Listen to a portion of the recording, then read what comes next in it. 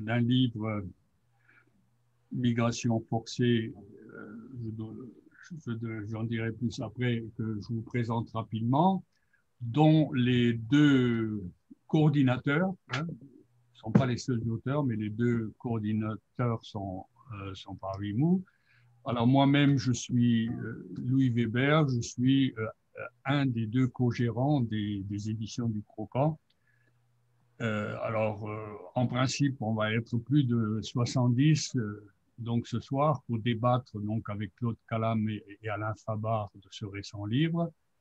Alors, je précise le titre parce que tous les mots ont manifestement été très soigneusement sous-pesés et donc ont leur importance. Alors, pour le titre, c'est Migration forcée, discrimination et exclusion. Et pour le sous-titre, les enjeux des politiques néocoloniales. Alors, la question des migrations est marquée depuis quelques années par la multiplication des tragédies en Méditerranée, au large des côtes de la Libye du côté africain, de Sicile, de Malte et de Lampedusa pour l'Union européenne. Alors, ces tragédies sont horribles par leurs conséquences en termes de vie humaine et traduisent aussi le refus égoïste de laisser les bateaux accoster. Alors, ces tragédies, peut-être parce que nous sommes en France, sont fortement médiatisées en général, mais on retrouve les mêmes situations révoltantes aux frontières sud-est de l'Union européenne, hein, plus particulièrement en Grèce, où on sait malheureusement un peu moins ce qui se passe, même si l'horreur alors absolue de la mort du petit Aylan Kurdi en 2015 a suscité une émotion considérable et attiré l'attention sur les drames vécus par d'autres enfants et familles fuyant la guerre en Syrie. Et cela sans même parler d'autres points de passage meurtriers comme les îles Canaries ou Gibraltar. Alors des réseaux d'associations d'aide aux migrants, mais aussi des chercheurs ayant travaillé sur le sujet, chiffrent ainsi le nombre de morts et disparus dans ou autour de la Méditerranée à 40 ou à 50 000 depuis 1990, avec une accélération forte depuis le début du présent siècle. Mais cela se passe aussi chez nous, hein. Comme le disent deux Médecins du Monde dans une récente tribune publiée par Le Monde, toutes les nuits, dans les Hautes-Alpes, au col de Montgenèvre, des hommes, des femmes et des enfants en provenance du Moyen-Orient, d'Afrique subsaharienne ou du Maghreb tentent de passer à pied d'Italie en France, dans la neige et le froid. Toutes les nuits, puissamment équipés, des agents de la police aux frontières et des gendarmes dépêchés sur place s'efforcent de les en empêcher et de les reconduire de l'autre côté de la frontière. Toutes les nuits, des bénévoles font des maraudes pour porter assistance à ceux qui, une fois sur le territoire français, essayent d'échapper à leur arrestation.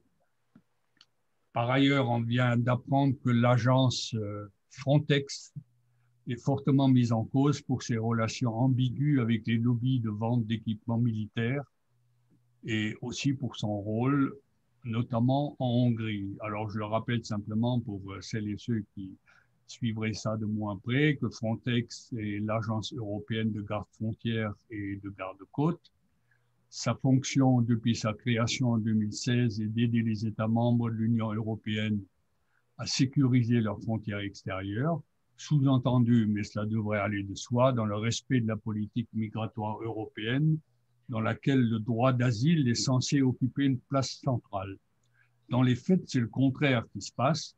Frontex participe activement aux politiques de pays comme la Hongrie, qui légalise et pratique à grande échelle le pushback, on parle comme ça à Bruxelles, qui consiste à refouler les migrants sans leur permettre l'accès aux procédures du droit d'asile.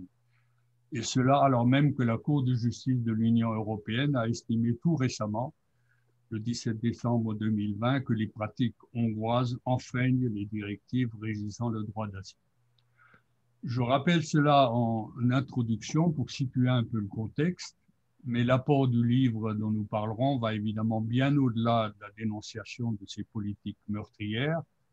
Il propose différents éclairages sur les causes des migrations forcées et sur leurs conséquences en termes de discrimination, d'exclusion et de négation des droits, droits de la personne, mais aussi droits sociaux, comme le précise le texte de présentation du livre. Alors, il a été coordonné par Claude Calam, qui est parmi nous donc ici, et qui est entre autres fonctions directeur d'études à l'EHESS, l'École des hautes études en sciences sociales, et par Alain Fabar, qui est économiste. C'est leur activité à ATTAC, plus précisément à l'espace de travail migration de cette association, qui les a conduits à co-diriger l'ouvrage, qui est le résultat d'un travail commun de longue haleine, associant, je les cite brièvement et par ordre alphabétique, le philosophe Étienne Balibar, le sociologue Saïd Bouamama, par ailleurs animateur du Front uni des immigrations et des quartiers populaires, Julien Brachet de l'Institut de recherche pour le développement, Henri Lefebvre du Centre de recherche et d'information pour le développement, le CRID, Daniel Lochac, juriste et ancienne présidente du GISTI, le groupe d'information et de soutien des immigrés, Roger Martelly, historien, Gus Massia, altermondialiste et ancien président du CRID, Alexis Nuzelovici, spécialiste de littérature comparée, Marie-Christine Vergia, ancienne députée européenne et vice-présidente de la Ligue des droits de l'homme, et Catherine Witold de Wenden, qui est qui était en tout cas chercheur au CNRS et spécialiste des migrations. Enfin, je tiens à le souligner parce que c'est important pour un éditeur indépendant comme le Croquant, la publication du livre a bénéficié du soutien d'Attac, que je tiens à remercier chaleureusement ici. Alors, avant de demander à Claude Calam de décrire un peu le contexte général dans lequel l'activité du groupe à l'origine du livre mène son action, puis à Alain Fabar de nous parler de la genèse du livre, je rappelle que compte tenu du nombre de participants, nous avons eu recours au système dit du webinaire, qui n'est pas le système Zoom auquel certains d'entre vous sont peut-être habitués. Il a l'avantage, ce système du webinaire, décisif en l'espèce, de permettre une large participation. Mais comme on dit, on ne peut pas avoir à la fois le beurre et l'argent du beurre. Il y a donc aussi des contraintes. Vous ne pouvez pas intervenir directement dans le débat. Il vous faut pour cela faire vos commentaires ou poser vos questions par écrit en cliquant soit sur Converser, soit sur questions et réponses au bas de votre écran. Balayez avec la souris pour faire apparaître cette indication si elle n'y est pas. Enfin, je signale que le débat sera enregistré et disponible d'ici quelques jours sur la chaîne YouTube des éditions du Croquant. Voilà pour ces quelques mots d'introduction. Donc, si tu le veux bien, Claude, à toi maintenant de donner un peu le... Alors, on est convenu en 10-15 minutes, donner un peu le contexte général dans lequel vous avez travaillé. À charge pour Alain Fabar, après, de dire plus concrètement, si je peux dire, enfin, comment ça a pu se mettre en place. Voilà, à toi, Claude. Très bien. Alors, merci pour cette invitation à débattre de ce livre collectif que nous avons donc co-organisé, animé avec Alain Fabar. Et la question fondamentale que nous nous sommes posée, qui est à l'origine de ce livre, c'est pourquoi les différentes discriminations dont les exilés et les exilés sont les victimes aux portes de l'Europe. D'ailleurs, pas uniquement aux portes de l'Europe, mais en l'occurrence aux portes des différents États de l'Union européenne, des discriminations qui vont, vous le savez, jusqu'à entraîner leur disparition et leur mort. Et question complémentaire aussi, mais pourquoi les mêmes discriminations également quand exilés sont parvenus tout de même à franchir ces frontières et tentent de trouver refuge dans l'un ou l'autre des pays de l'Union européenne. Et pourquoi donc l'engagement en particulier d'un mouvement comme celui d'attaque pour essayer de donner des réponses à ces questions. Alors, en ce qui concerne notre interrogation sur la raison, sur les multiples raisons de ces différentes discriminations, il en va d'abord et tout d'abord de la défense des droits des personnes exilées. Et j'ouvre ici une parenthèse pour dire que c'est à dessein que j'emploie ce terme moins marqué d'exilé et d'exilé, lui préférant préférant exilé à celui de réfugié d'un côté ou celui de migrant de l'autre. On pourra revenir éventuellement dans la discussion sur les ambiguïtés qui sont attachées désormais, malheureusement, à ces deux concepts de réfugiés d'un côté et de migrants de l'autre. Il en va donc des droits des personnes exilées, des droits individuels, tout d'abord, le droit à avoir une vie digne, et une vie digne aussi bien du point de vue matériel que du point de vue psychique, et naturellement aussi du point de vue culturel. Mais aussi, et fondamentalement, il en va des droits sociaux. Et parmi ces droits sociaux, des droits sociaux fondamentaux, l'alimentation, la santé, le logement, la formation et également le travail. Ça nous entraîne dans tout le problème des sans-papiers. Et ces droits fondamentaux, ils sont d'une part enfreints dans les pays d'origine des personnes qui, d'une manière ou d'une autre, cherchent refuge dans un pays d'Europe, mais ils sont naturellement enfreints quand ces personnes essaient d'une part de franchir les frontières, là essentiellement les frontières méridionales de l'Union européenne, et comme je l'ai dit, ils sont enfreints également quand ils sont parvenus, tant bien que mal, à franchir ces frontières. Et je souligne que le respect de ces droits individuels et sociaux de la personne est rendu d'autant plus difficile dans la période que nous connaissons, marquée par l'épidémie et les mesures de confinement auxquelles elle nous contraint. Mais la question que nous nous sommes posée, c'est pourquoi ces victimes d'un exil contraint? Quelles sont donc à la fois les causes et les conséquences des migrations que nous avons dénommées les migrations contraintes? On pourrait parler aussi de migrations forcées.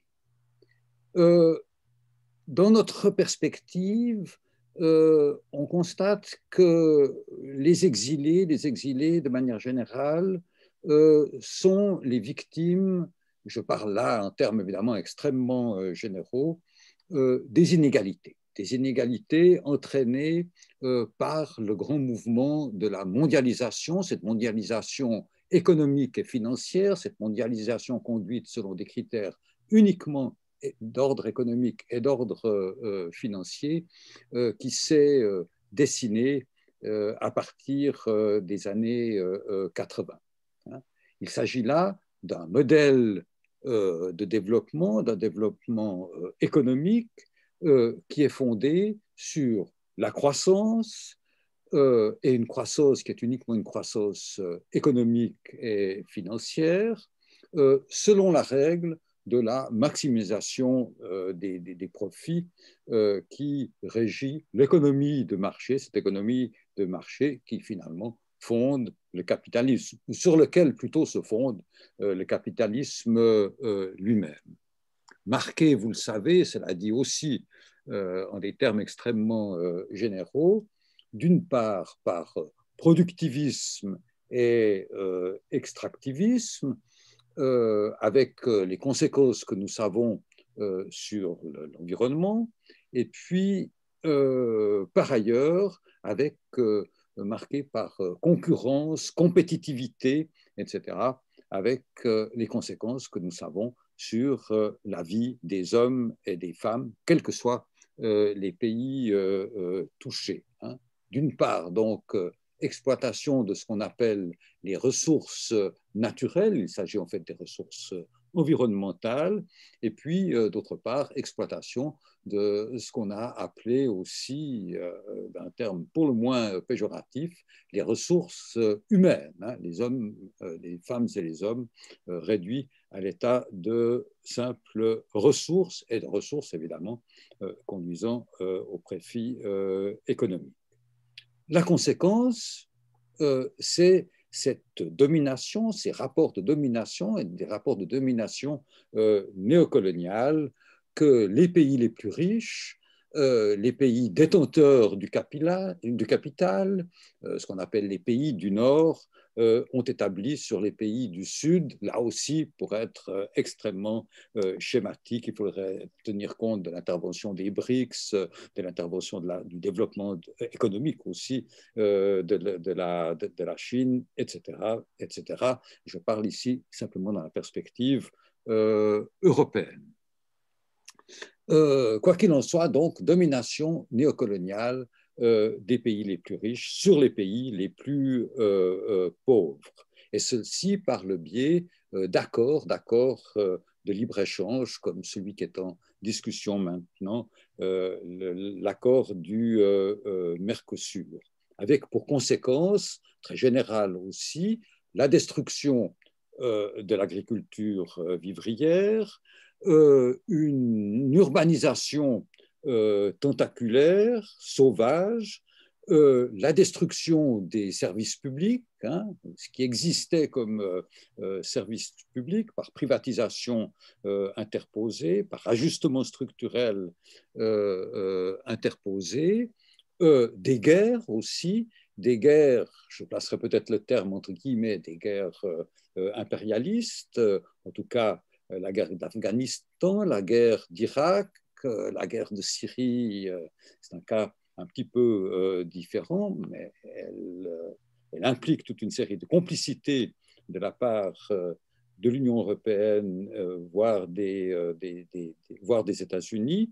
Et puis, il faut tenir compte aussi, ce que j'ai mentionné tout à l'heure, de la dégradation de l'environnement avec différentes pollutions, le changement climatique qui est aussi désormais à l'origine des mouvements migratoires sous la contrainte. Ce qui signifie que cela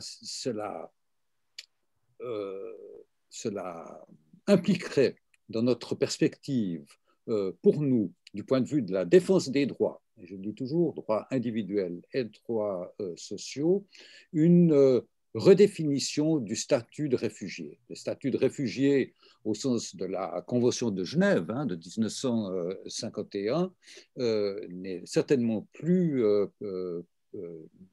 n'est plus pertinent, mais cela signifie aussi un changement de paradigme à la fois économique et social.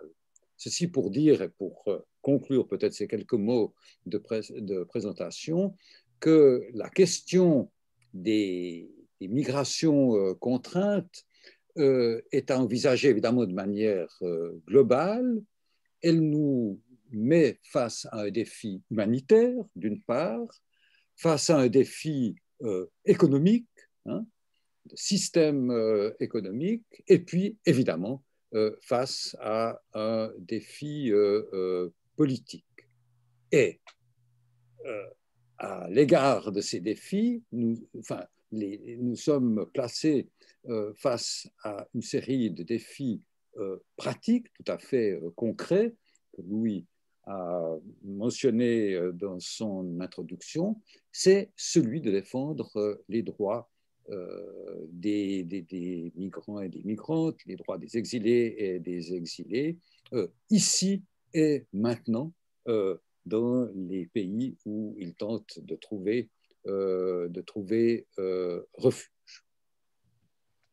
Bien. Voilà. C'était quelques-uns des enjeux de nos réflexions convergentes dans ce collectif. Voilà. Merci Claude. Je rappelle surtout pour les personnes qui viennent d'arriver que pour vous, vous avez deux possibilités pour intervenir, pour poser des questions. C'est en bas de votre écran, soit converser, soit questions et réponses, hein, et ce sera transmis aux conférenciers. Une possibilité qui n'existe pas, je le répète, c'est d'intervenir directement. Donc, si vous levez la main, ça ne servira strictement à rien parce que nous ne vous voyons pas à nos écrans. Alors, Alain, à toi de dire peut-être de façon plus précise que Claude l'a fait, et il l'a fait volontairement, enfin, comment ce beau livre que je représente encore une fois, comment il s'est construit, comment vous avez procédé, parce que vous êtes quand même assez nombreux à avoir écrit là-dedans. Alors justement, je vais faire à travers quelques mots-clés, mais j'ai quand même écrit le texte pour éviter d'avoir à inventer des choses et donc être trop long. Ce livre, en fait, est une histoire, la genèse, et il a une spécificité, c'est-à-dire une démarche. Et c'est ça que je vais essayer de vous exprimer en quelques minutes. L'histoire d'abord. Le livre est en quelque sorte un fragment de l'ADN d'Attac qui permet de remonter dans le temps. Son histoire commence dans les années 90, en miroir des luttes sociales, contre les soubresauts de la politique d'immigration, sur lesquels la plupart d'entre vous connaissent et que je ne reviendrai pas. Et il prend la forme par la publication en 2009 d'un livre d'Attac intitulé « Pour une politique ouverte de l'immigration ». Politique ouverte et bien sûr immigration. Ce dernier livre est écrit à plusieurs mains, comme le nôtre, fruit d'un groupe de travail de militants diversifiés mis en place par le Conseil scientifique d'Attac. Le titre de sa préface est clairement positionné dans un but d'éducation populaire et d'ouverture du débat. Il a une préface qui précise les choses. Les migrations étant un sujet qui font partie du cœur de métier d'Attac, pose une question stratégique pour, j'insiste, c'est important, construire un autre monde. Sautons une dizaine d'années et allons jusqu'aux espaces de travail d'aujourd'hui que nous nous efforçons dans l'Attac de renforcer quand ils existent, d'élargir en les interconnectant entre eux ou de les créer s'ils ne sont encore qu'embryonnaires sous le nom d'anciennes commissions thématiques et de discussion. La préoccupation est double. 1. Asseoir le débat sur un travail de terrain au sein de la population. Sans ce travail de terrain, les discussions restent très abstraites. 2. Mener ensemble une réflexion collective sur la signification politique de ce travail. Et 3, c'est la préoccupation double qui est triple, pouvoir la proposer à la communauté plurielle de la société civile et politique. Donc une ambition d'éducation populaire. Tout récemment, enfin il y a 2 ans, le Conseil scientifique s'est aussi à nouveau saisi du dossier au croisement des activités de différents espaces de travail et avec l'aide de collaborations extérieures, comme c'est régulièrement le cas. Sur des objets vécus par les uns et par les autres, la lutte antiraciste, les faits d'exclusion aux frontières de l'État forteresse dont on parlait beaucoup à cette époque, et la politique de discrimination accrue imposée aux migrants. Cela a donné le numéro 19 de la revue Les Possibles, dont le nom Les Possibles évoque lui tout seul l'existence d'avenirs potentiels qu'il nous appartient à nous, avec d'autres, de dessiner. D'où le titre de notre ouvrage que vous avez déjà noté et entendu, qui vise à croiser des disciplines complémentaires et des champs d'expertise différents d'Attac sur le sujet des migrations.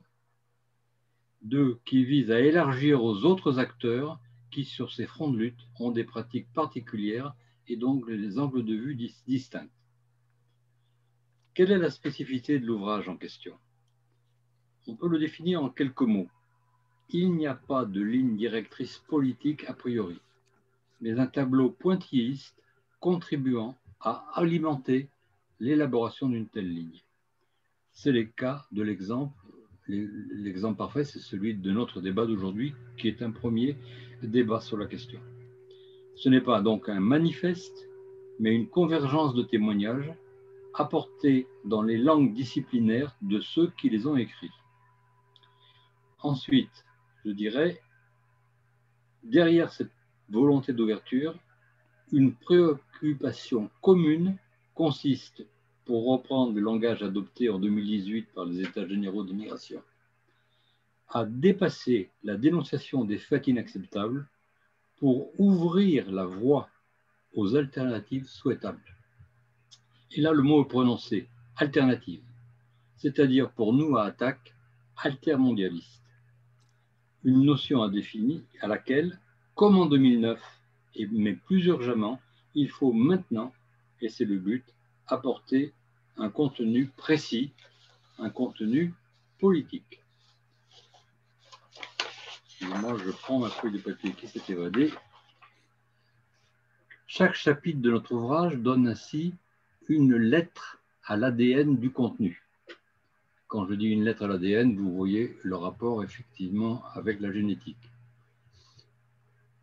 Comment cela? En annonçant d'abord, ce qui a été demandé à chaque intervenant, d'abord les faits, partir des faits sur lesquels s'appuie le thème traité.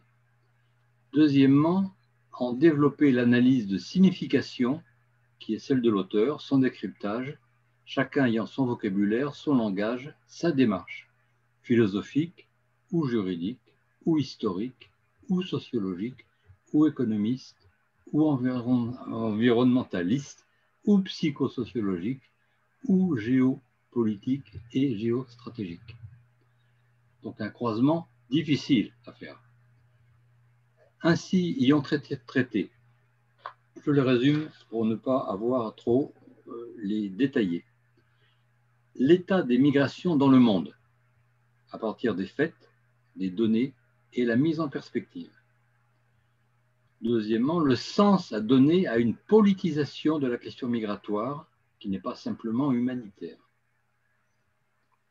Un sens qui fasse société. Troisièmement, le droit à l'hospitalité.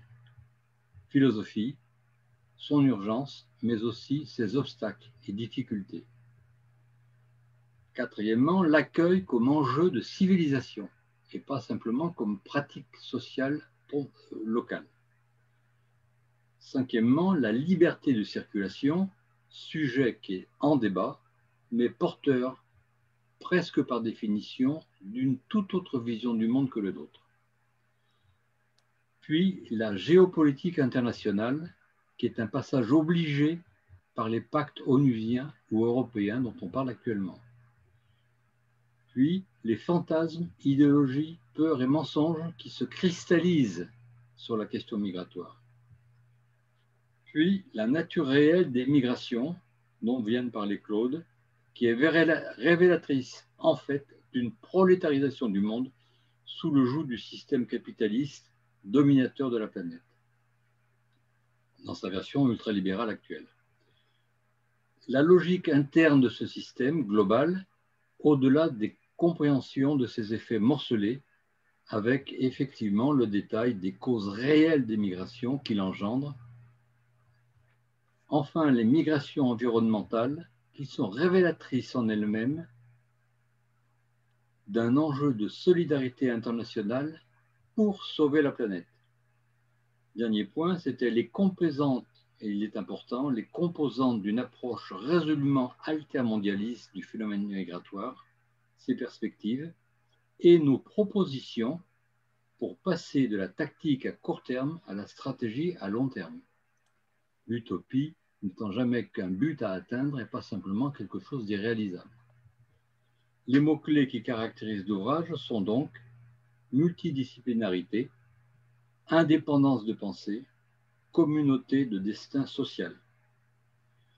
Je ne vais pas développer ce qui suit pour l'instant, préférant avoir le débat, si je le fais, ça serait pour revenir en détail sur certains aspects que Claude a développés de façon très claire, et notamment avec une préoccupation que je veux quand même signaler.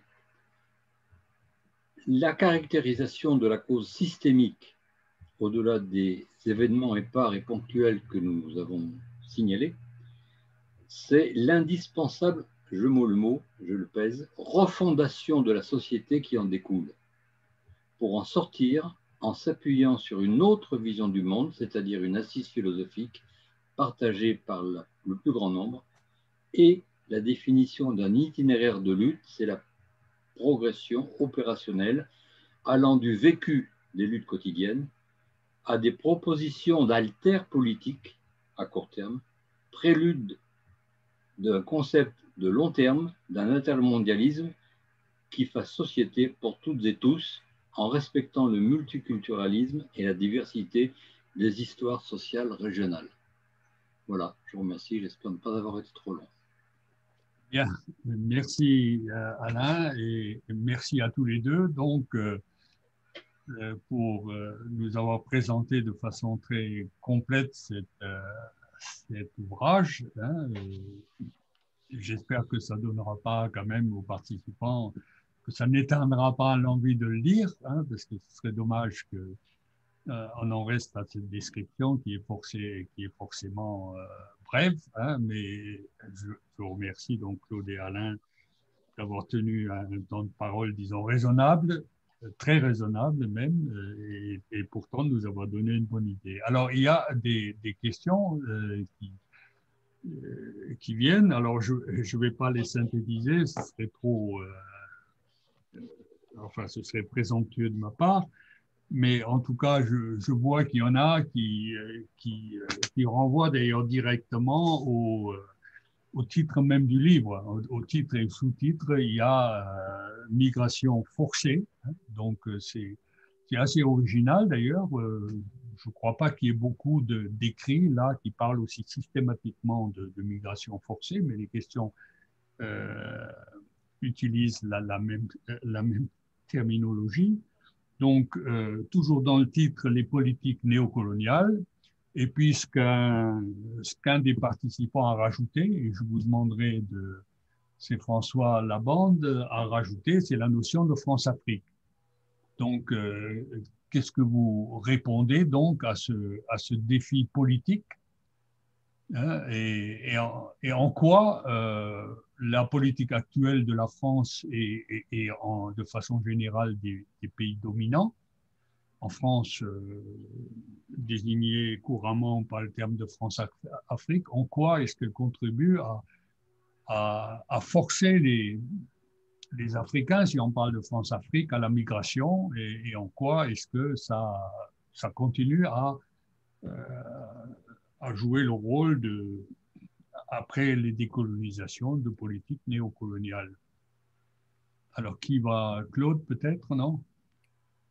Alors, oui, d'abord peut-être de manière tout à fait générale, peut-être sur Centrafrique, je laisserai la réponse à Alain.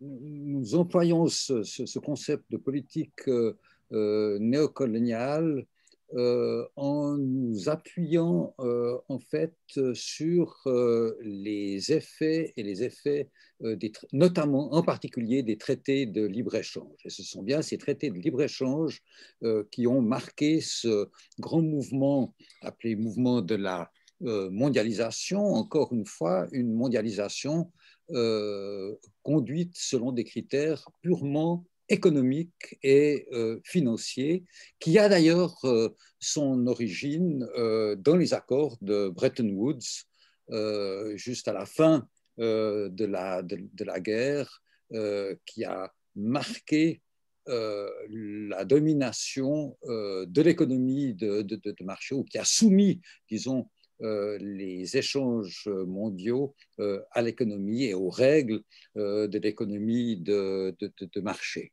avec les principes aussi financiers que cela implique.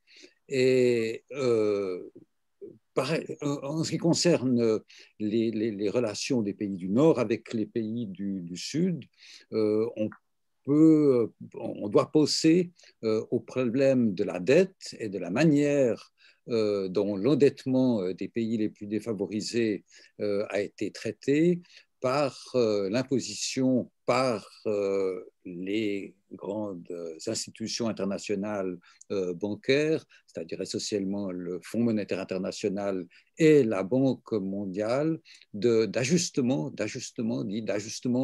structurels.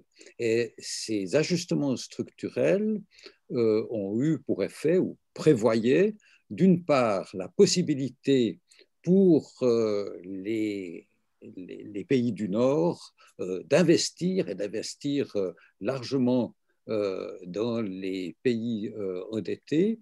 Il y a eu cette question-là, impliquait aussi la privatisation d'une série de services publics, notamment dans le domaine de la santé, mais aussi dans celui de la formation, ce qui a provoqué en tout cas un affaiblissement des services de santé et des services de la formation.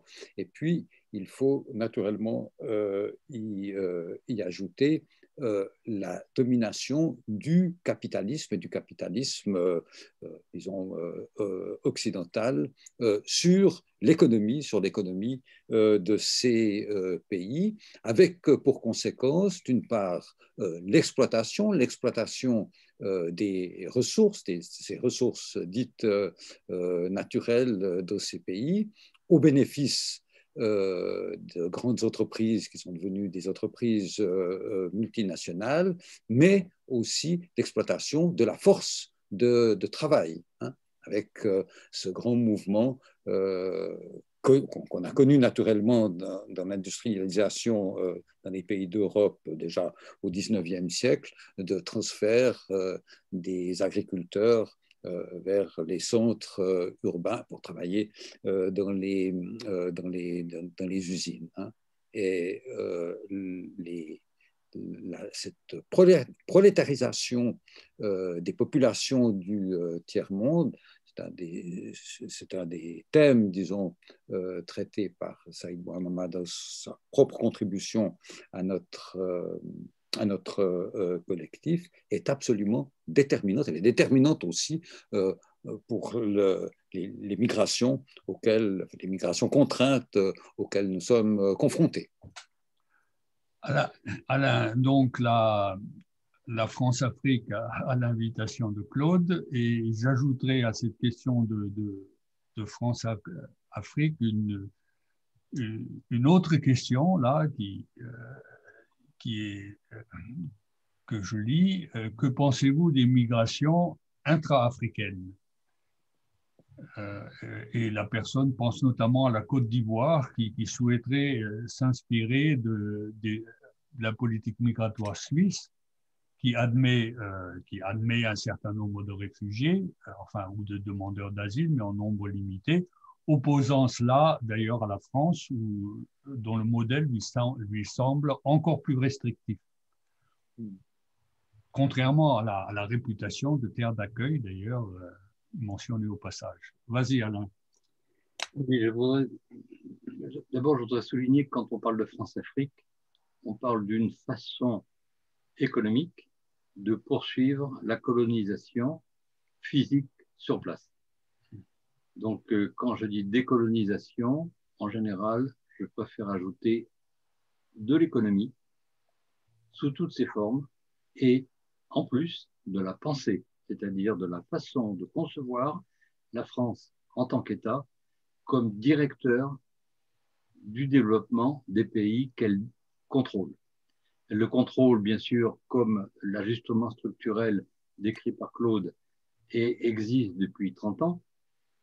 En échange de prêts, on privatise, on pousse les économies à suivre une certaine voie économique et qui renforce les rapports entre les pays du Nord qui exploitent les pays du Sud au niveau des ressources, au niveau de la main-d'œuvre, à tous les niveaux et au niveau culturel.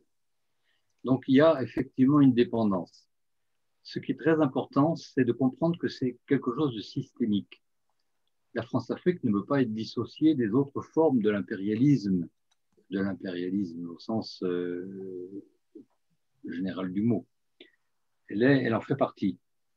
Le contrôle de la dette, aujourd'hui, fait partie d'une discussion que nous avons avec le CADTM en Belgique, qui a écrit 2 ou 3 choses très intéressantes que je ne peux pas vous montrer, mais qu'on pourra faire passer. Par exemple, dette et migration. Il montre que les migrations sont directement le résultat des dettes. Pourquoi? Parce que l'ajustement structurel dans les pays d'Afrique, le contrôle par le franc CFA des économies, la non-indépendance de ces pays se traduit par des restrictions sociales à l'intérieur des pays qui obligent les gens à envisager d'aller ailleurs. Migration contrainte, pas forcée parce que ce n'est pas des guerres, mais contrainte parce qu'on va chercher un autre monde, une autre façon de vivre. Visioconférence, tu peux appeler portable. Ouais, excuse-moi. Excuse. Ouais, allez. Voilà. Les migrations sont forcées à cause de ça. Et en plus, quand on cherche les raisons pour lesquelles les personnes migrent, l'OIM a fait des enquêtes qui montrent ce qu'on savait. L'OIM, c'est l'Organisation internationale des migrations, c'est ça? Pardon, merci. Et donc, qui montrent en fait que les migrants s'endettent pour venir et quand ils n'arrivent pas ou quand ils veulent repartir, s'endettent encore plus pour rentrer chez eux. Ils ont, puisqu'il y avait une question qui avait été posée sur les rapports avec l'école, ils ont entre eux des décisions qui ne sont pas individuelles, comme l'économie classique et néoclassique le suggère, où on cherche toujours la raison pour laquelle toi tu as migré. Ils ont en fait des fonctionnements sociaux différents des nôtres. C'est le clan, c'est la famille, c'est le groupe de voisins, c'est la société locale qui pousse à ce qu'une ouverture se fasse vers d'autres mondes, le nôtre en particulier, bien entendu en espérant pouvoir être accueillis. C'est-à-dire vont rompre la dépendance qui existe sur le plan économique monétaire avec, par exemple, le franc CFA. Évidemment, tout ça a des rapports complexes d'interaction. L'un n'entraîne pas forcément l'autre. La migration n'est pas forcément liée au franc CFA, mais pourtant, elle en est la conséquence historique. On ne peut pas découpler les choses en petits morceaux. Et c'est ça qu'on a voulu montrer dans le livre et qu'a exprimé Claude au tout début, à savoir, on a un effet systémique, très bien décrit par Bois-Memad dans son article, dans le livre, qui exprime, qui dit, on raconte que la classe ouvrière a disparu chez nous. Et il dit, mais c'est complètement faux. La classe ouvrière est simplement devenue, quand je dis la classe ouvrière, c'est l'ensemble des travailleurs, mais en particulier les travailleurs de manufacture et d'usine, elle est devenue mondiale. 89% des ouvriers, des travailleurs en manufacture sont dans les pays du Sud aujourd'hui. Et ça, c'est quelque chose d'essentiel à comprendre parce que ça explique que le mécanisme est un mécanisme systémique, global, dont les effets sont différenciés. Je ne sais pas si ça répond à la question que la personne a posée. Merci Alain. Je signale que puisqu'il a été question de Saïd Bouamama, je précise, donc c'est un sociologue qui vit à Lille ou enfin dans le Nord, qui travaille, c'est son terrain d'enquête, et qui a écrit donc un des chapitres intitulé Mondialisation capitaliste, eurocentrisme et immigration, une prolétarisation du monde. Il est par ailleurs un des animateurs du forum social européen. Non, du forum social européen, mais directement lié à nos questions, le forum uni des migrations et des quartiers populaires. Absolument. Oui. C'est ça, qui est une des organisations actives dans les banlieues, disons les mots, simplement. Juste à propos du travail fait par le KDTM sur la dette et la dette des pays du tiers-monde, je vous montre simplement le dernier pardon, comme ça, voilà, Ouais. dernier fascicule publié par le KDTA. Voilà. Oui, alors c'est ce que ouais, d'autres disent le CADTM, hein, c'est-à-dire c'est un centre de recherche belge sur la dette, pour l'abolition de la dette du tiers-monde. Du tiers-monde, tout à fait. Voilà. Alors, deuxième série de questions qui, alors sans remonter, alors je dis ça pour les plus jeunes là, qui n'ont peut-être pas vécu ça, à Rocard et sa fameuse parole sur le fait que la France ne pouvait pas accueillir toute la misère du monde. Alors, il y a des questions qui abordent ce thème. Hein, alors, l'une de Assad Fergen, que répondre à l'argument devenu banal selon lequel la dégradation de la conjoncture économique en France ne permet plus d'accueillir les migrants dans de bonnes conditions, ce à quoi répond un autre de nos participants en disant que il y a l'argument contraire, hein, c'est-à-dire que les migrants sont aussi des créateurs de richesse, hein, c'est Dominique Malieski. Mais avant même notre débat, déjà, une des personnes que nous avions invitées, Paul Cesbron, posait une question analogue, partant du principe qui doit être le nôtre de la liberté de circulation et d'installation sur terre de tout être humain et de la garantie d'y obtenir la citoyenneté. Savons-nous approximativement quelles en seraient les conséquences démographiques? Donc, on sent bien là aussi une forme, sous la question, on pointe quand même une forme d'inquiétude. Alors, elle peut être considérée comme positive. Hein. Est-ce que ça risque pas de dépeupler le tiers-monde, en tout cas de la priver d'un certain nombre de ses cerveaux?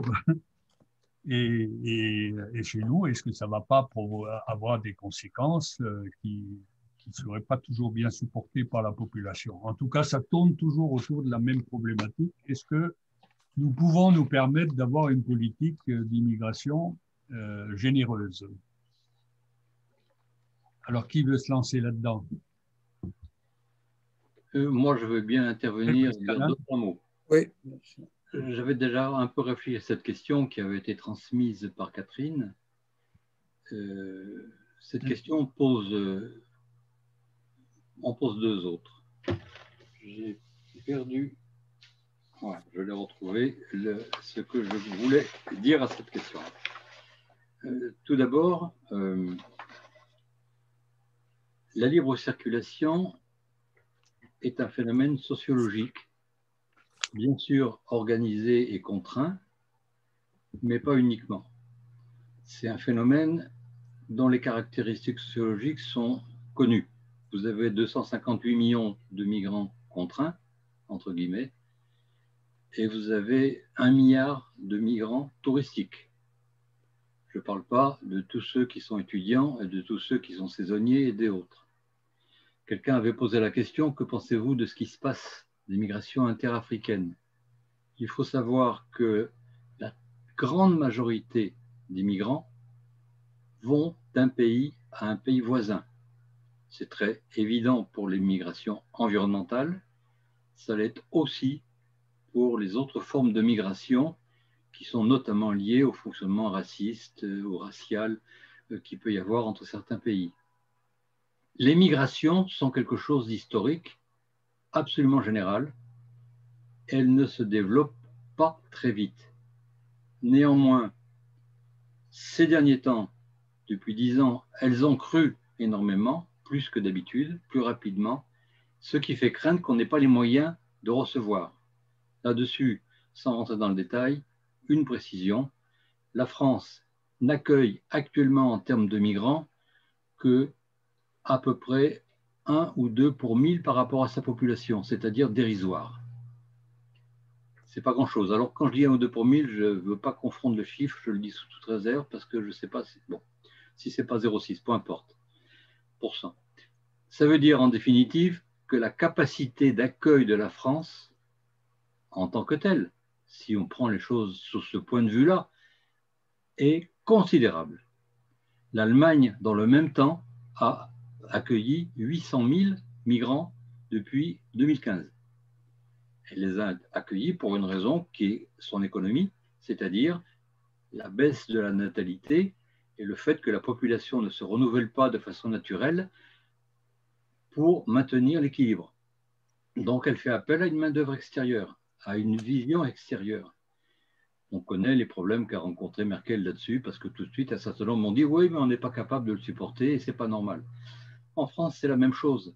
Si on laissait la libre circulation se développer, on en tirerait, c'est bien connu par les études économiques, l'OCDE notamment, mais d'autres, on en tirerait des bienfaits à la fois pour les pays de départ, à la fois pour les pays d'arrivée. Ce que je pousse à dire dans le livre, à un moment donné, si nous avions une LCI, une liberté de circulation et même d'installation, à condition de la bien définir, on aurait forcément des avantages réciproques avec tous les autres pays qui sont émetteurs. La vraie question, c'est qu'il faut monter cette politique d'avantages réciproques.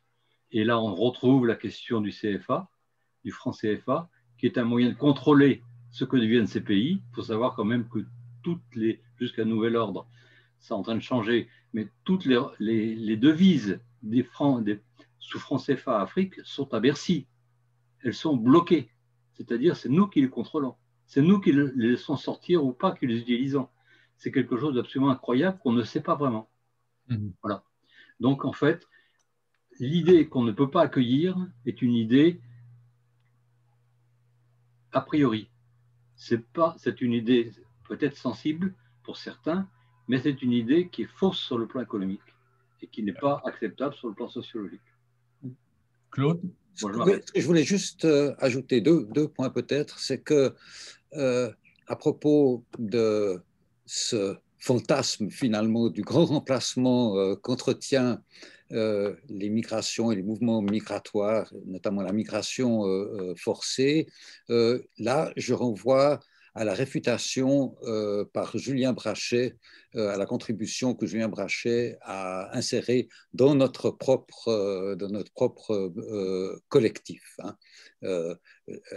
On a ici aussi la position de François Héran qui montre que les chiffres donnés à ce propos sont tout à fait fantaisistes et qu'on peut estimer on peut estimer l'augmentation de la population, disons, africaine, notamment en France ou dans les pays européens, à 3%.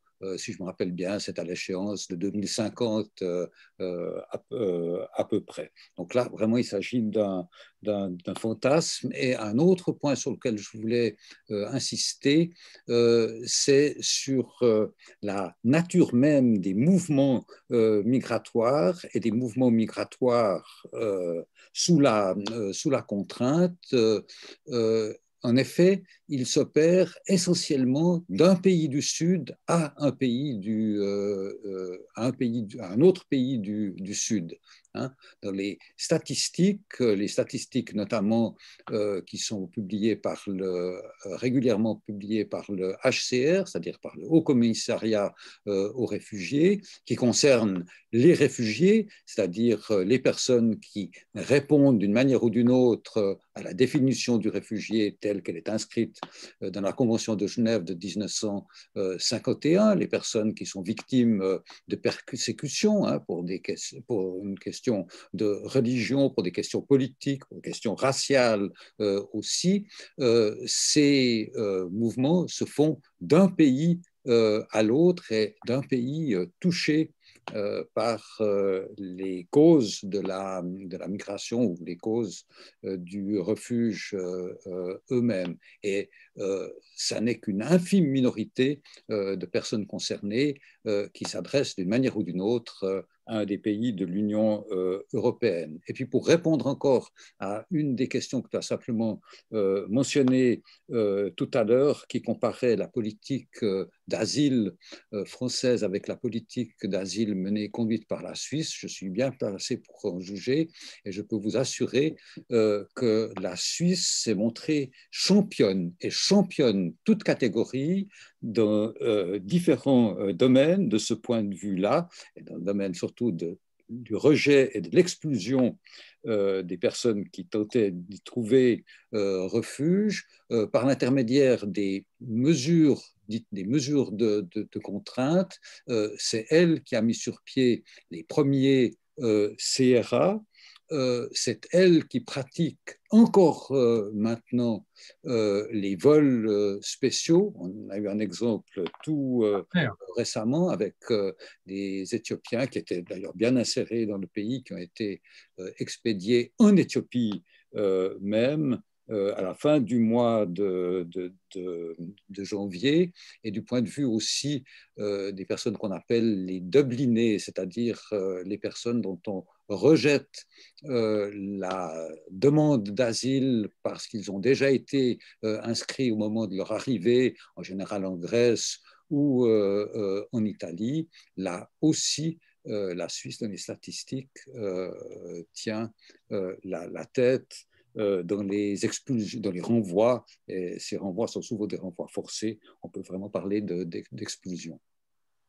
Voilà. Donc, la Suisse, en tout cas pas comme exemple de ce point de vue-là. Voilà. Non, mais deux précisions. Un, il est question de la Suisse et de Dublin.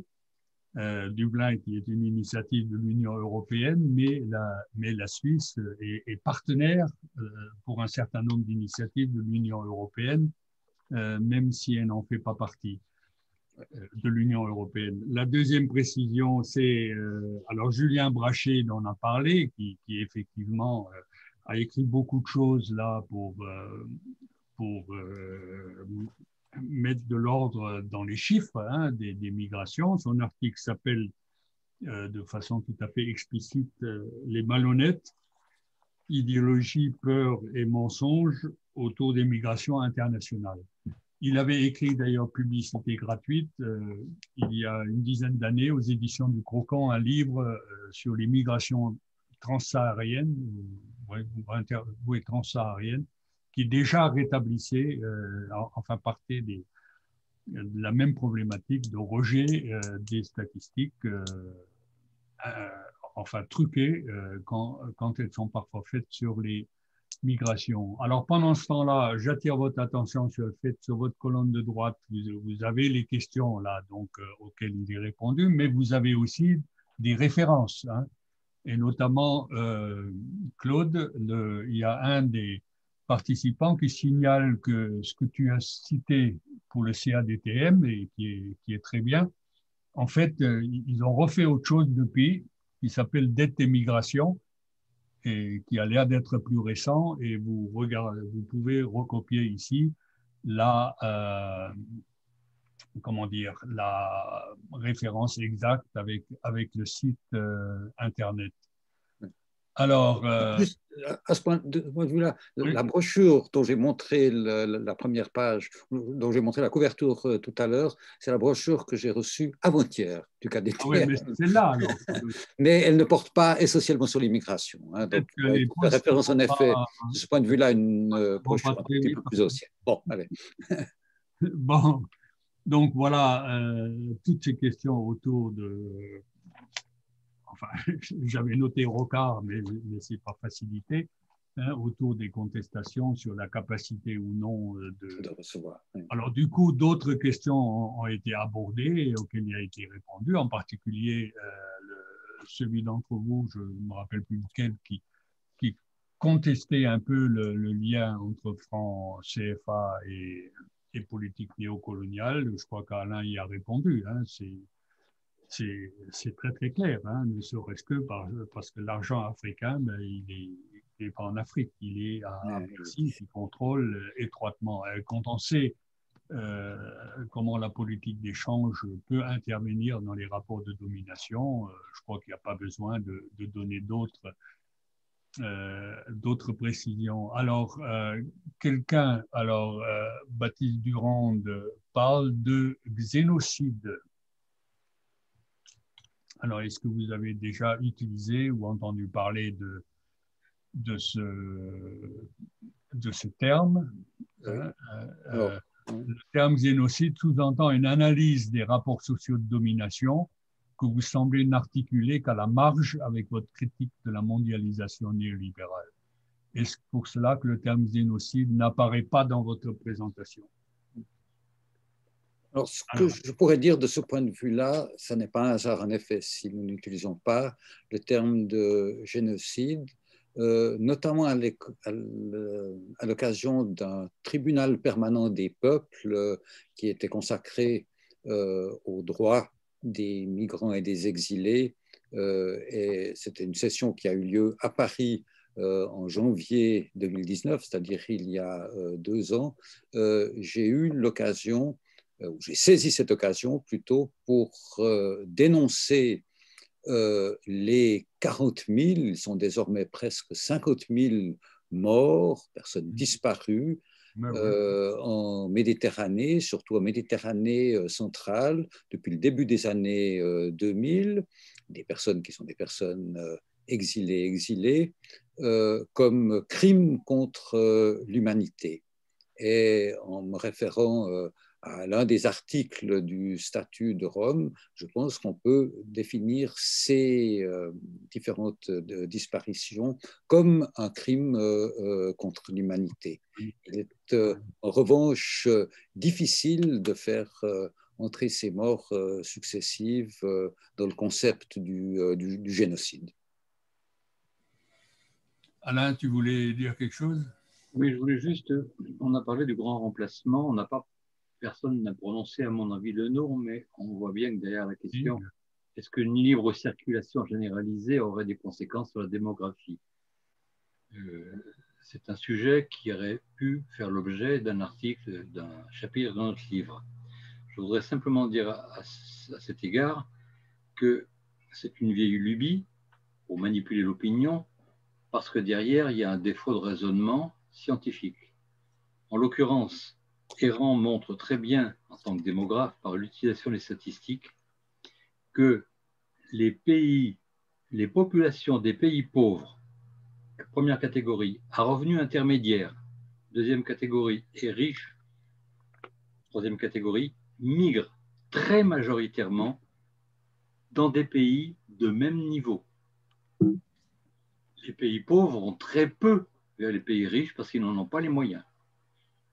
Les riches ne vont que très peu, ils appellent à ce moment expatriés, vers les pays pauvres. Ils en ont les moyens, mais ce n'est pas le problème. Aucun de ces mouvements n'a de caractéristiques structurelles, donc liées avec la démographie. La démographie et la libre circulation sont deux choses séparées. Encore une fois, il n'y a pas de liaison structurelle. Aujourd'hui, 77% de la population mondiale est en Asie et en Afrique. Ça ne veut pas dire que 77% ou 10 ou 15 ou 20% se précipitent en Europe ou en Amérique du Nord. C'est faux. Simplement, à partir du moment où on raisonne à partir de chiffres sans en expliquer ce qui relève de la décision sociale, des politiques à mettre en œuvre, la nôtre qu'on veut altermondialiste sera plus ouverte, différentiellement des politiques structurelles qui affectent le peuplement, si on ne distingue pas ça, on ne peut pas comprendre et on vous balance, comme l'a fait Stephen Smith, sous prétexte de citations qui n'étaient d'ailleurs pas toujours vraies, François Héran l'a démontré, on vous balance des vérités qui sont uniquement idéologiques et destinées à des fins particulières politiques. Alors, beaucoup d'entre vous, alors on va essayer de le faire, disent qu'ils n'arrivent pas à lire les références. Là, ce que je vous propose de faire, c'est on va les noter. Et puis, pour accompagner la mise en ligne de ce débat, je l'ai dit en introduction, peut-être que tout le monde n'était pas encore là, ce débat est enregistré et il sera publié sur la chaîne YouTube des éditions du Croquant. Et on accompagnera donc, si on les retrouve, avec les indications complémentaires. On demandera d'ailleurs à Claude et à Alain de nous donner d'autres sources possibles. Mais je vois d'autres questions apparaître dans les questions-réponses. Alors d'abord la Chine. Hein, est-ce que actuellement on raisonne, enfin, c'est juste,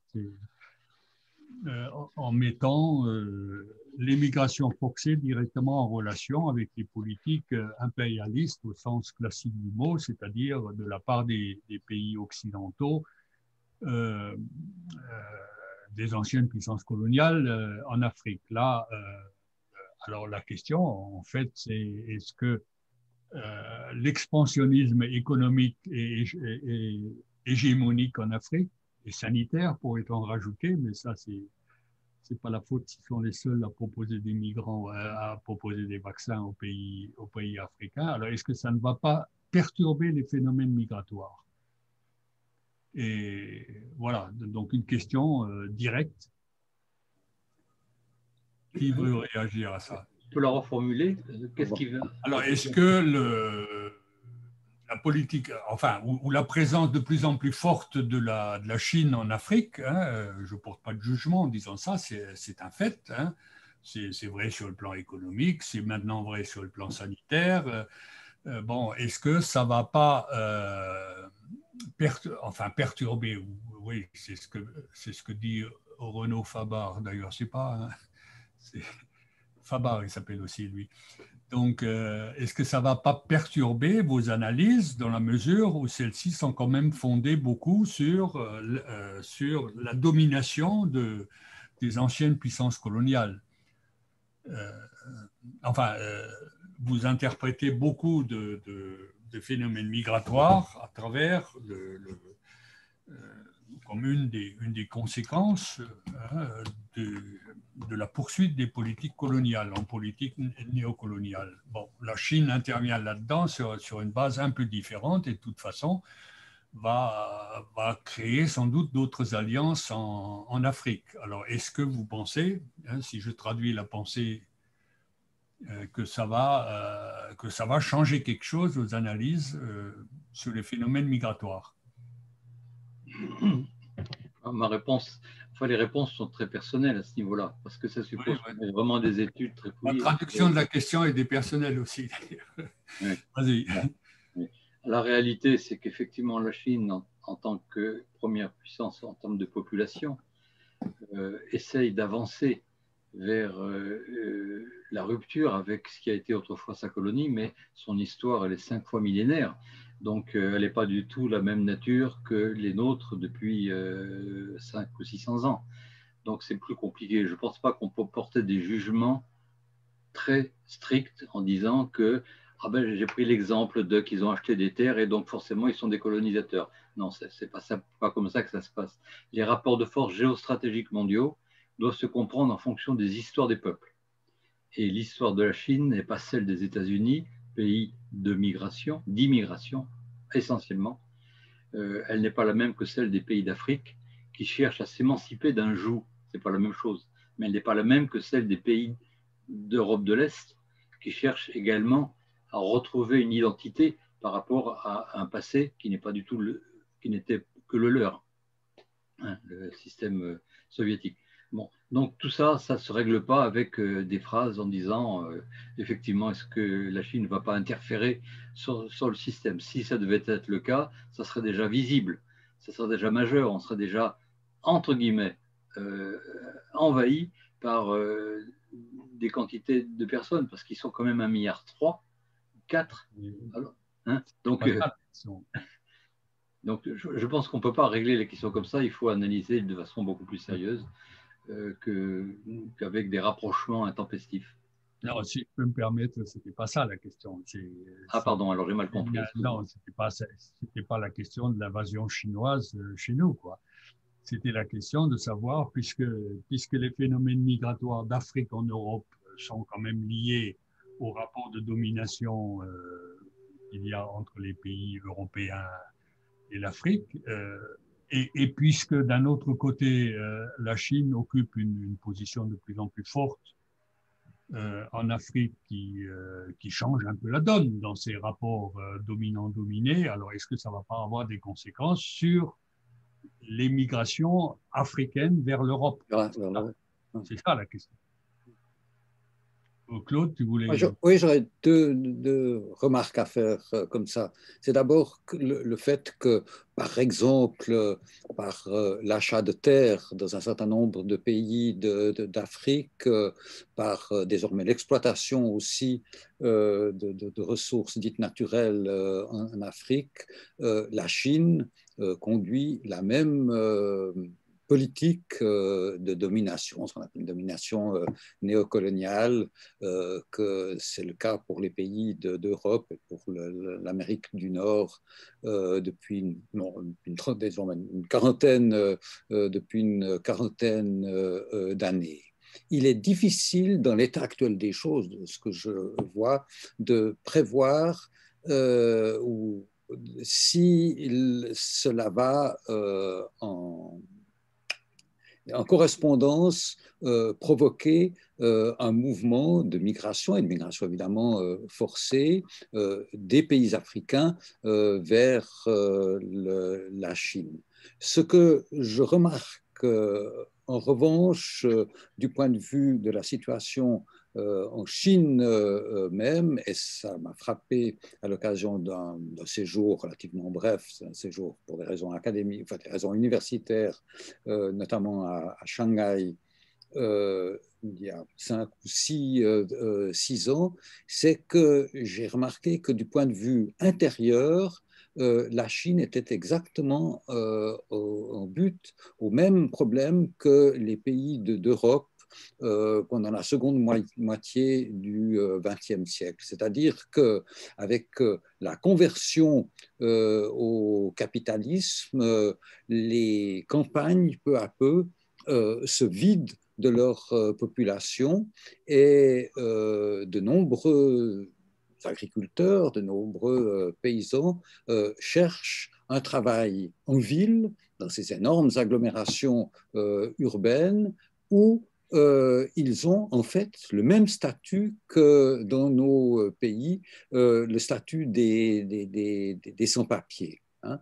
Et c'est la raison pour laquelle j'insiste beaucoup sur cette idée directrice, la défense des droits, et à la fois des droits personnels, naturellement, des droits individuels, aussi des droits sociaux, et des migrants, et des exilés, et des sans-papiers, correspond aussi à la défense de nos propres droits, ou en tout cas à la défense des droits des personnes les plus précarisées dans nos pays. Et là, on avait en Chine l'apparition d'un phénomène très fort d'ailleurs, très marqué, de migration intérieure, et le statut auquel, la situation dans laquelle c'est extrêmement précaire, dans laquelle ces migrants de l'intérieur étaient réduits, était tout à fait comparable à celle des personnes qui tentent de s'installer, enfin pas de s'installer, mais qui tentent de trouver refuge en Europe. Voilà. Nous sommes au stade, c'est plus facile de s'en rendre compte quand la réunion est physique et que les gens quittent. Hein, mais là, si on regarde un peu le nombre de participants,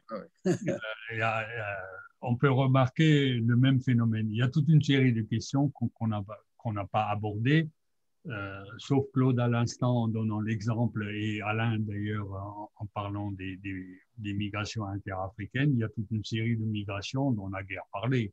Hein, la migration des Syriens actuellement en Turquie, hein, qui fait l'objet d'une question, les migrations internes à différents pays. Mais je voudrais quand même que pour conclure, on reprenne une dernière question, alors qui est, je souhaiterais qu'elle soit performative, mais je n'en suis pas certain. C'est Thierry Baudouin, un autre membre d'Attaque d'ailleurs, pose quelles sont vos propositions pour résoudre les problèmes d'immigration. Elle est directe. Alors, moi, j'aimerais répondre à cette question tout simplement en citant la conclusion de la contribution de Gustave Massiat à notre collectif. Cette contribution intervient d'ailleurs en conclusion même du collectif. Donc, ce sont vraiment les énoncés qui concluent le collectif, enfin, le livre lui-même. Il nous dit la question des migrants et des étrangers est un des tout premiers défis de la civilisation moderne. La première réponse qui peut être apportée à la question stratégique des migrations et de leur rôle central est l'affirmation du respect des droits des migrants. Répétez à l'envie. C'est un impératif catégorique. Ce n'est pas seulement une exigence morale, le respect des droits individuels et collectifs et l'égal accès aux droits pour tous constituent l'orientation alternative que le mouvement altermondialiste oppose à l'organisation capitaliste du monde et à la régulation néolibérale par le marché mondial des capitaux. Je voudrais ajouter quelque chose. Alors, à toi. Je vais ajouter juste quelque chose. D'abord, pour revenir sur ce qui était dit avant, je voulais simplement quand même rappeler, si on analyse la Chine, qu'il faut rentrer dans le détail. Il y a quand même, sauf erreur de ma part en chiffres, mais à peu près 700 millions de paysans qui sont en train d'essayer de sortir de la pauvreté de façon massive, certes avec un système d'accumulation dans les villes, avec un développement effectivement de type concentration du capital, ce qui ne veut pas dire capitalisme, parce que ce n'est pas forcément le capitalisme privé qui prend la main, puisque c'est l'État qui les contrôle. Donc ça suppose d'analyser beaucoup plus, et bon, on en reparlera. Voilà, je pense que c'est un débat à ouvrir, intéressant. Mais sur la question là, je voudrais simplement lire ceci. Proposition d'orientation pour aller vers un modèle dominant de société altermondialiste. Il se trouve que c'est encore Gus qui l'a écrit, mais je l'ai repris à peu près dans les termes qu'il a utilisés. Pour une raison extrêmement simple, ça vient du dernier webinaire sur la préparation du Forum social européen mondial. 1. Accueil inconditionnel mis en œuvre par les municipalités hospitalières, reconnaissant un droit d'hospitalité au même titre que le devoir d'asile. Si on veut bien analyser la phrase, c'est un peu complexe. Hein. Devoir d'asile, qui n'existe pas, bien sûr, puisqu'on a le droit de sortir du pays, mais on n'est pas obligé de rentrer dans un autre. Et devoir d'hospitalité. Si on veut bien définir l'hospitalité, on est dans un champ philosophique, mais qu'a étudié notamment Balibar.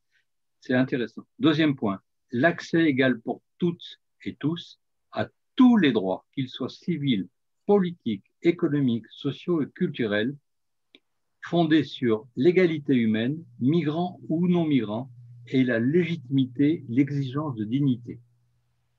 Troisième point, le refus de toutes les formes de discrimination raciste, sexiste, d'origine de la personne ou autre. Complémentaire de l'égalité de droit, qui est le fondement de toute politique publique. Quatrième point, le droit de vivre et travailler dans son pays, de ne pas être contraint à en partir, ce qui implique, j'ai perdu le fil, ce qui implique la justice environnementale et le rejet de la conception dominante actuelle du développement, dominante de certains sur d'autres. Avant-dernier point, la liberté de circulation et d'installation, d'aller et de revenir, c'est-à-dire l'égalité de droit de se déplacer librement, de s'établir avec une progression dans la protection sociale universelle, ce qui permettrait ce que j'appelais tout à l'heure les avantages réciproques dont on avait déjà parlé à l'époque de Bandung. Dernier point, la citoyenneté de résidence sur un territoire de vie et de travail, impliquant l'élargissement du droit de vote, qui est aujourd'hui un principe fondamental de la vie démocratique en société. Tout ça sont des points techniques qui peuvent donner lieu assez vite à des mesures légales, institutionnalisées. Donc, si on vise là, ça veut dire qu'on reconnaît aussi, par exemple, le dernier point, que la citoyenneté de résidence est un point important. Je rappelle à cette occasion que c'est quelque chose qui se développe partout dans les villes importantes, Sao Paulo, New York, Barcelone, Strasbourg, des villes en France, dans lesquelles les communes, les municipalités territoriales qui se veulent accueillantes décident contre ou indépendamment du pouvoir central, de pratiquer une forme d'accueil et d'insertion citoyenne. Et ça prend. Et nous pensons, nous, dans la commission et l'espace de travail migration, qu'on va développer ce genre de choses-là. On va d'ailleurs en parler à la prochaine conférence des comités locaux qui a lieu samedi prochain, parce que c'est un des points importants à développer, d'un point de résilience et de résistance par rapport aux discriminations. Bien, merci Alain. Alors, ce que vous avez dit tous les deux rejoint d'ailleurs la dernière question, c'est au-delà du diagnostic, quelles sont les grandes solutions à mettre en œuvre à court, moyen et long terme, hein. Je crois que vous avez été suffisamment complet. Vous avez largement cité l'ami Gus Massia qui, à en croire la liste des participants, était parmi nous ce soir, peut-être qu'il est toujours. Mais je vous signale, alors là, pour montrer que je ne fais pas seulement de la publicité pour vendre des livres des éditions du Croquant, mais plus largement, le 17 février prochain, un certain nombre de fondations, la Fondation Copernic, la Fondation Gabriel Péri, l'Institut Tribune Socialiste, organisent un débat justement sur sur le nouvel altermondialisme pour faire court. Alors, par un webinaire, donc, qui sera justement animé par Gus Massia, auquel participeront de grands personnages de l'histoire des forums sociaux, à commencer par Chico Whitaker, le Brésilien, par Boaventura de Souza, un intellectuel portugais, Carminda, son nom m'échappe, elle m'en excusera, qui anime les forums sociaux au Québec. Donc, vous pourrez vous brancher. Le plus simple, c'est peut-être d'aller sur le site de l'Institut Tribune Socialiste, ITS, où vous pourrez vous inscrire. Voilà, cette parenthèse publicitaire, promotionnelle fermée. Bah, écoutez, il me reste à vous remercier, les participants. Je vois pas Oui, alors évidemment, on n'a pas répondu à toutes les questions. Il y en a une là parmi les différentes formes de migration. Il y a celle des migrations, alors non forcées, enfin des Occidentaux, des Français, des Britanniques, qui sont tout de même au nombre de quelques millions, qui eux émigrent.